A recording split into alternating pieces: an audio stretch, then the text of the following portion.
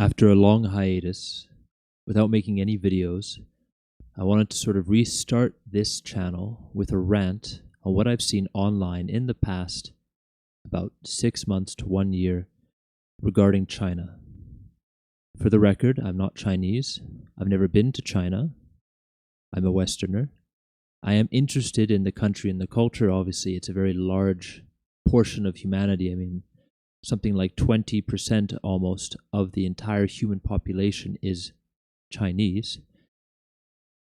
And I also am very interested in the political issues that have been going on between China and the United States, as well as within China.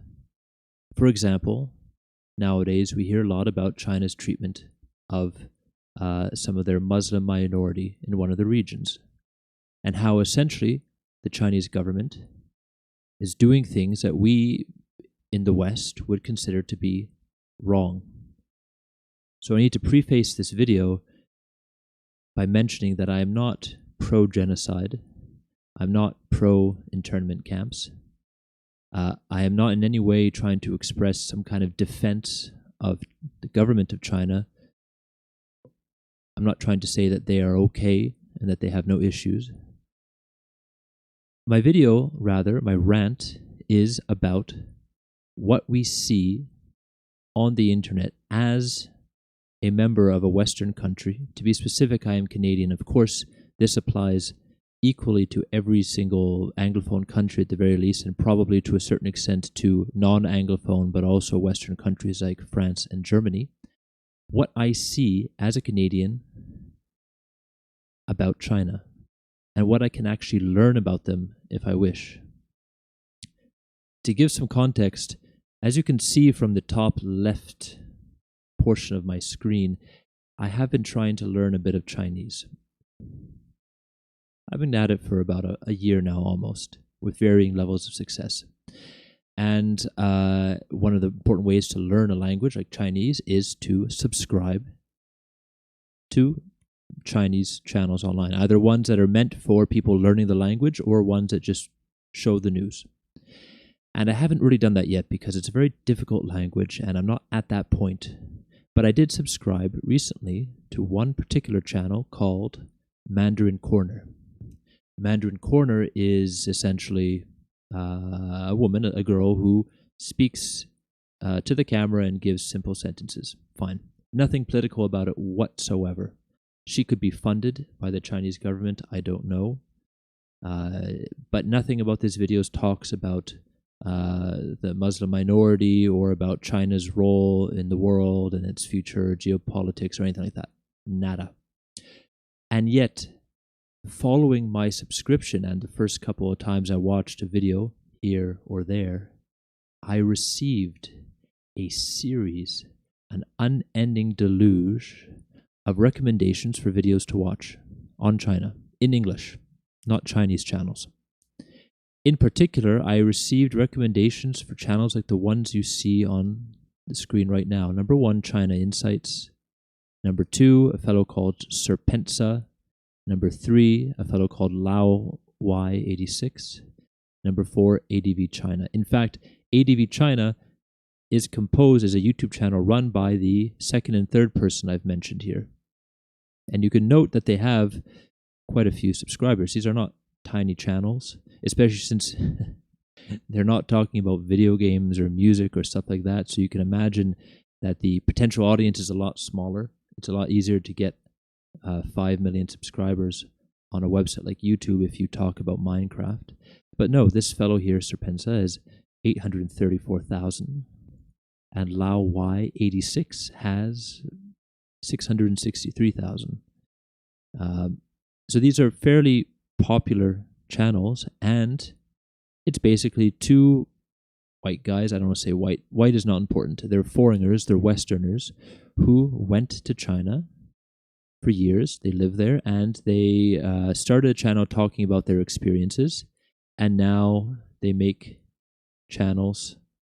They turn their channel into, essentially, I don't want to use the P word too readily because I think it's dangerous to do that, but it might border on propaganda. Once again, I say this not as someone who supports the Chinese government in any way. I don't think it's that important, even whether or not they are, in fact, the Chinese that is doing something wrong. What is more important is whether we are representing what the Chinese are doing in a fair and balanced manner. You can see here, for example, Lao Y86, and you can obviously research this particular name and find a lot of discussion about him online on lots of different communities, talking about to what extent what he shows is real. He has a video, his title video for his channel is why he changed his opinion on China.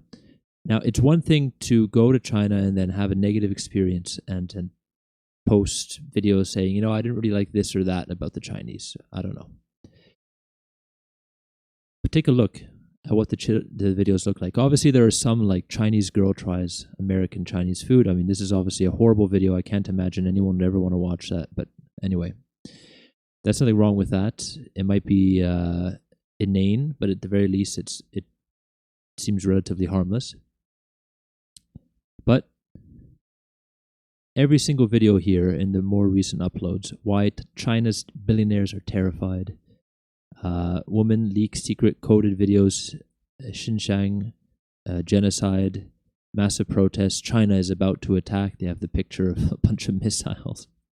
And the leader, China's propaganda is out of control. White monkey jobs. For those that don't know, those are jobs for white people, I guess Westerners, regardless of whether you're white or not, to do in China simply because you are a Westerner, kind of like you're a monkey dancing in a cage. They have lots of videos, erectile dysfunction. Am I funded by the CIA? Obviously, at this point, he's responding to criticism that he was, in fact, a saboteur.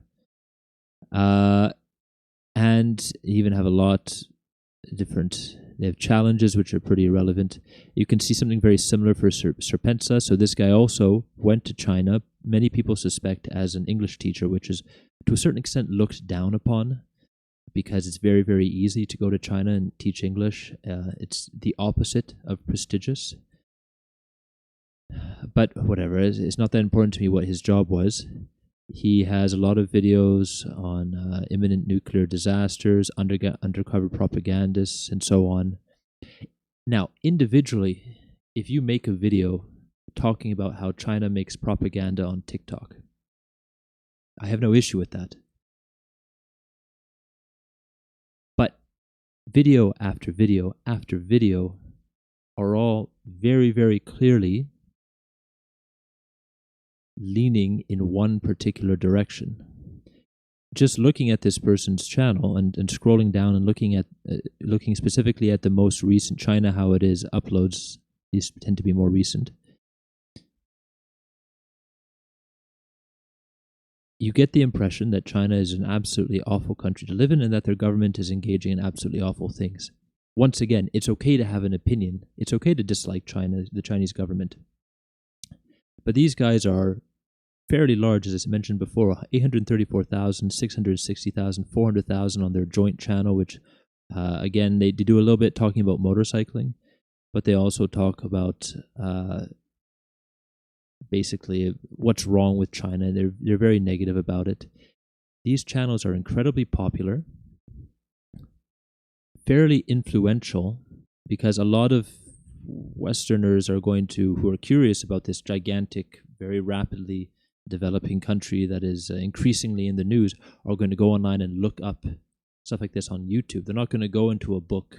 They're not going to go into a more detailed analysis. They're just going to go on YouTube and see whatever the algorithm spits out. If they look up something, China Muslims or whatever, and see whatever comes up, whatever YouTube decides to tell them is the case in China. It's very much pushing people in one direction. Now, I hadn't looked up anything related to them. I'm not sure what was the initial sort of search that I did at some point that got me towards these three channels of these two guys. But I essentially just said, hey, I'm a dude, clearly. I seem to be Anglophone according to my YouTube profile. And I'm learning Chinese based on my subscriptions. And then they said, well, okay, here are a bunch of channels on how China is absolutely evil. how many other people out there are going to do the same thing? They're going to subscribe or be interested in something, I don't know, related to China or to the Chinese language or to Chinese culture or history, who knows, completely apolitical. And then a week later, 2 weeks later, they slowly get any kind of recommendations related to China become these types of people, whether it be these YouTubers in particular or other people. And over time, what is the effect that that has on Westerners or Anglophones or non-Chinese as a society? Take a look for a moment in your memory and think about how often you actually had the chance to have an unbiased look at a country. How many people, for example, have actually been to China? The vast majority of us never and will never go because it's expensive or because of the language barrier or because maybe political issues, that's one thing, or just because we only have so many years to live and we only have so much vacation time, and so we will never get around to it, and eventually our time will be up and it's too late. So how many people ever have a chance to actually learn about this gigantic, very important country? Whether you dislike it or like it, it's very large and it's very important. Very few of us. I had a chance a few weeks ago to speak with a Chinese national. When I say Chinese national, obviously I've spoken with international students before, but I find that a student that tends to want to study for years, say doing a PhD outside of China in a Western city, will be likely to have a different point of view than, for example, a Chinese who is simply on vacation for a little bit or has some maybe business or work-related reason to be temporarily in this particular city, right? So it's one thing to want to move to a country for years of your life and to also be clearly, good enough in a Western language to be able to do that. It's another thing to just leave the country for a couple of weeks. And I spoke with this person, and obviously I asked many of the difficult questions that you can imagine I might ask someone. I asked her about the situation with the Muslim minority in Xinjiang, and I asked her about the social credit score, which I've been hearing so much about recently in so many different videos and on so many different social media threads or posts. And I don't want to go into details about what she said. I don't think it's that important, but it was amazing the way that she interpreted the questions I was asking. It wasn't like I went to Germany and I asked an old German person about the Holocaust. I mean, if I did, they would know what I'm asking about and they would have an answer. But I would understand where they're coming from with their answer immediately, I imagine. Or if I were to go to Russia and ask, if I were to ask someone about the Soviet Union, not that I'm comparing the last two things, but just as important things that did happen, whether they be negative or not. But going to China, I feel like it was almost as if someone were to come to Canada and ask me about the fact that we shower with maple syrup. And then I would be sort of confused, and then I would say, okay, wait, what do you mean, and where are you coming from? And I'd have to work backwards to get to how they thought that Canadians shower with maple syrup. So I found it absolutely incredible. And the point I'm trying to make after rambling like this for 12 minutes is very, very simple. According to YouTube, I'm completely apolitical. I just looked up a couple of videos. I subscribed to one person to learn Chinese. These are the recommendations I get.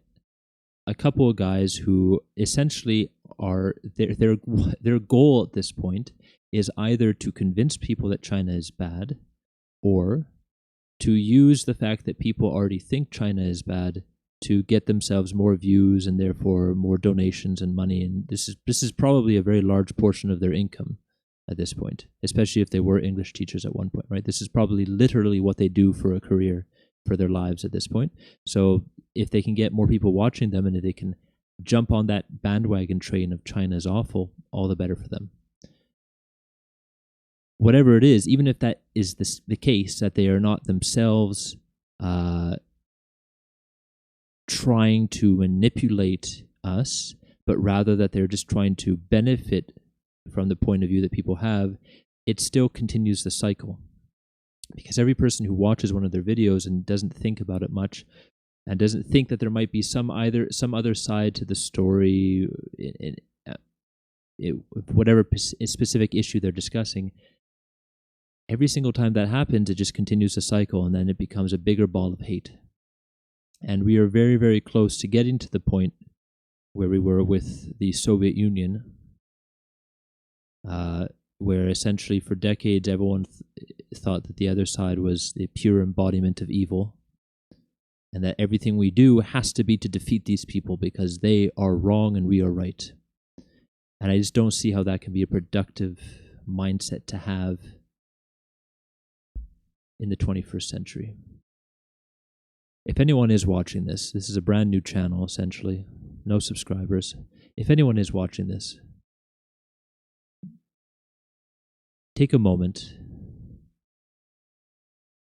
When you find out something has happened in China or in some other country like Russia or India or whatever, any country, or not in Nigeria, or any country about which there are issues in the world that are being reported in the news, do yourself a favor. Get a second perspective. Nowadays, with the way algorithms work, with the way recommendations work, and especially in the country where I live, with the way that is now becoming more acceptable for the government to have a say in what kind of videos you have recommended to you, to push videos that they believe are good for you, just be aware of the fact that many of the things that you see may not be representative of reality, or may not be representative of the points of view that are actually held by the population in general. There are certain points of view that get magnified and expanded upon and multiply and multiply and multiply, just because the end result is a certain title gets someone to click on the video. And that click that they do, and that 5 minutes they spend watching the video, causes money to exchange from one person to the other, and that further increases the motivation to make more videos just like that. Thank you.